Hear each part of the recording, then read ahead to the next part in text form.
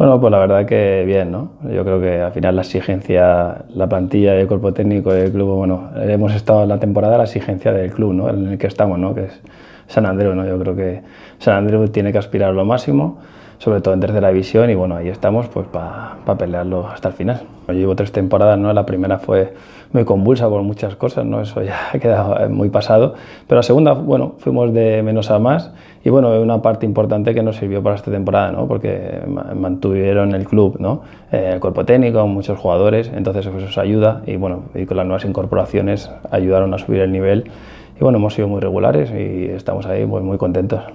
Sí, al final, como te decía, ¿no? El Sant Andreu es un club histórico de Cataluña, incluso a nivel nacional es conocido, ¿no? Donde vas, ¿no? Siempre se ha escuchado porque, bueno, hace muchos años estuvo muy arriba, incluso ha jugado promociones de ascenso a segunda división, no hace tantos años, ¿no? Al final es un club importante, con una afición muy arraigada, muy que se siente el Sant Andreu, y eso en estos partidos de playoff y eso se nota mucho, se hace notar, la verdad.